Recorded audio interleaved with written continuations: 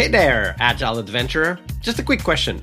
What if, for the price of a fancy coffee or half a pizza, you could unlock over 700 hours of the best Agile content on the planet? That's audio, video, e-courses, books, presentations, all that you can think of. But you can also join live calls with world-class practitioners and hang out in a flame war-free and AI slop-clean Slack with the sharpest minds in the game. Oh, and yes, you get direct access to me, Vasco, your Scrum Master Toolbox podcast. No, this is not a drill. It's the Scrum Master Toolbox membership. And it's your unfair advantage in the Agile world. So if you want to know more, go check out scrummastertoolbox.org/membership. That's scrummastertoolbox.org/membership. And check out all the goodies we have for you. Do it now. But if you're not doing it now, let's listen to the podcast. Hello, everybody. Welcome to our Product Owner TGIF episode. This week with Gunnar Fischer. Hey, Gunnar. Welcome back.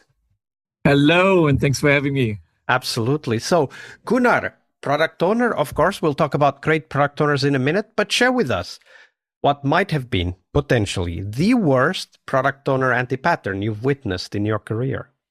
Yeah. Of course, I mean, when I'm criticizing myself, it's very easy. I don't want to throw any of my previous colleagues under the bus. What I've seen a lot of times, and I've seen it in many people, is the accepting your fate product owner. And because most product owners are not put into place into a company where they get access and the permissions to do what they need to do to be successful. And I've seen many, and I think of some specific ones who were, okay, you manage the backlog, you do the customer calls, you write down the user stories, you handle the team, sometimes you talk to management, but who were not involved in bigger decisions. They didn't get bigger decision power, like, okay, look at the return on investment on this feature and then make a decision on whether we should build this at all, or talk about the bigger evolution of the product. How do you envision 1 year from now? So these kind of bigger decisions, of course, management likes to keep them. And this accepting your fate PO usually ends up getting thrown under the bus or maybe even out of the company in bad times, and they get disrespected. Maybe this product owner is not even working in product, but in technology, or this is not seen as a product role, but as an agile role, which I find is a big anti-pattern. Or it's not only product owners, you also have product managers, and then you open the whole front of the wording and product manager, product owner. It's really, really terrible. I don't want to go into this, but it's the biggest anti-pattern here is not how this is set up, but what you do with it. And the good people challenge this over time and push the envelope. And the not so good ones just deal with it and say, oh, this is my job. This is what I'm going to do. And I push very hard on other people and I insist on what I can control and what's my privilege. But I stay in my line. And this is what I do. And I think it's very, very bad for the product owner to do this. The stay in my line can have many meanings. So I'm imagining I don't challenge anyone. I do everything they tell me. So kind of the yes man type of product owner. I don't challenge the developers. If they say that something takes 5 weeks, I say, okay, fine, let's take 5 weeks. Like, is that what you mean? Yeah, and I think especially towards people of power. So both to the client, hey, can we do this? Should we do this? To management, looking at the financials, if you get access to them, does it make sense? Does it work with a strategy? So it will be about having constructive and respectful disagreements and saying, no, you cannot get everything you want. And yes, we can do this, but I don't think it's a smart decision because we first decided we want to go a different way. And this urgent request that comes up from sales, does it really make sense? Will it make us money? And doesn't it ruin everything else we planned? And yes, plans change, but changing plans on a whim is also not a good idea. So this challenging everybody a bit and being okay with disappointing people and honestly not being so obsessed with processes or the artifacts or everything else or with your privileges. Once you see that people go down to the mechanics, then it's a really bad smell, I would say. Yeah, absolutely. And especially because it also breeds kind of a lack of belief in the role of the product owner, which then it's kind of self-reinforcing, right? If we don't believe the product owner, then we're going to ask somebody else to tell us what to do. And then it kind of just spirals out of control. Now, of course, that's an anti-pattern, but there are some amazing, great product owners out there. So let's take one of those, Gunnar, the best product owner you've ever worked with. How did they work? The best product owner that I can think of right now, I would call it the connected product owner. This product owner had a big professional network, both within the company and with the customer. And this led the product owner to be a very social person, could talk to any colleague, could talk to the client, could onboard new people, could bring them in very naturally, could always have a conversation. And at the same time, this product owner could disagree harshly or clearly, and then be okay, now let's talk about something else, and be kind and polite and so on. So somebody who was extremely good on a social level and played it out very nicely. And this product owner didn't need to be the smartest person in the room, but everybody knew, okay, this is a really smart guy. And people praised this product owner so this product owner had a lot of respect for the disagreements, for this, if he says no, it's a no. Or, if this person says yes, it's also yes, because we know this person can say no. But also the praise behind that person, the praise about the social capabilities. And by the way, this product owner had a private life. So that was not married to the job. And this made it a well-rounded person and so many different aspects and facets. Yeah, absolutely. Okay, but this does show, and at least in this specific case, that this was just a great professional in general. Yeah. But if we go a little bit deeper, maybe a couple of layers deeper, what made this great professional also a great product owner? What are the specific characteristics that you would be looking for in a product owner? So, for example, you said one thing that is important for any great professional to have a balanced life, right? Like, not being married to the job, or if you're not married, that's fine too, but having a balanced life between in the job and outside the job. But that's something that every great professional would benefit from and potentially help them continue to be and even become better professionals.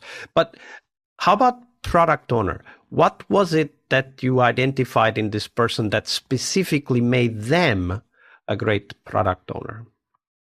Yeah, one of the things that came out in the conversations was this ability to look into different parts of the future.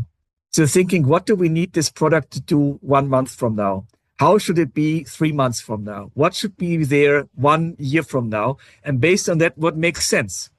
And connecting all of these different time horizons and juggling with functionality and contract situation and customer situation, and getting a lot of different insights through continuous customer conversation about, this is where the customer is right now.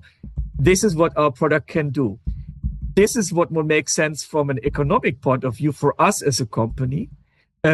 This is how I could engage the new people we have on the team to do this job. So a very complicated thing of juggling different needs and combining this information, and at the same time sharing this conversation with the right filter. This is relevant for you. This is how I explain it to you. Here's a bit more of a technical view. Here's a bit more of a business view. So it's really, really hard to get this right. And this person got it right. So this is why this person had my deepest respect. Yeah, absolutely. And I totally agree with you. We need more product owners like this one. I'm just thinking, what might have been in their background that allowed them to have this kind of, very balanced, being able to talk to different stakeholders, talking more technically to one, more business oriented to others, and so on.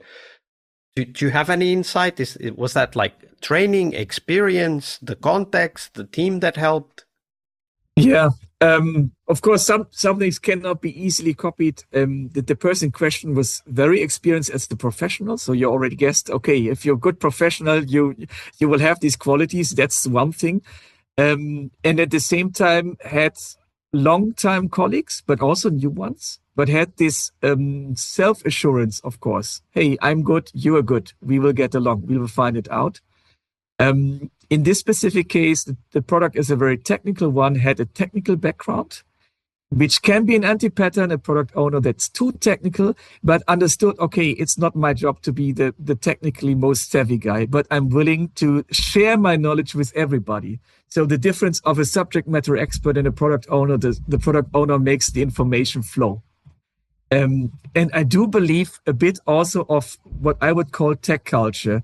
We want to solve problems together. We are not so interested in hierarchies and statuses and who's the most important person in the room. We want to get the job done. Whatever it takes, we will do it. And of course, the company needs to win by doing this. That as well. Absolutely. And having that vision of what it means to win, because that often is missing. So yeah. All right. Hey, Gunnar, it's been a great week. We thank you so much for being here. Before we go, though, share with us, where can people find out more about you and the work that you're doing? Yeah, I'm available also on LinkedIn, but most of the time I blog. The blog is called Leader of the Chocolate Guild. If you search for it, you will find it. And I aim to publish an article every week. Absolutely. And we'll put the link to those in the show notes, the LinkedIn page, as well as the blog Leader of the Chocolate Guild. And do check it out. There's some amazing change management practices in the whole Chocolate Guild set of ideas. Gunnar, it's been a pleasure. Thank you very much for being here and for being so generous with your time and your knowledge. Thanks for having me. All right, I hope you liked this episode. But before you hit next episode, here's the deal. This podcast is powered by people like you, the members who wanted more than just inspiration. They wanted real tools and real connection to people who are practicing Agile every day. We're talking access to over 700 hours of Agile Gold, CTO level strategy talks, summit keynotes, live workshops, e-courses, deep dive interviews, books, and if you're into no estimates, we got the pioneers of no estimates in those deep dive interviews as well. Agile business intelligence, creating product visions, coaching your product owner courses, you name it. You'll get invites to monthly live Q&As with Agile pioneers and practitioners, plus a private Slack community, which is free of all of that AI slop you see everywhere, and of course, without the flame wars. It's a community of practitioners that want to learn and thrive together. It's the best place to connect with community and learn together.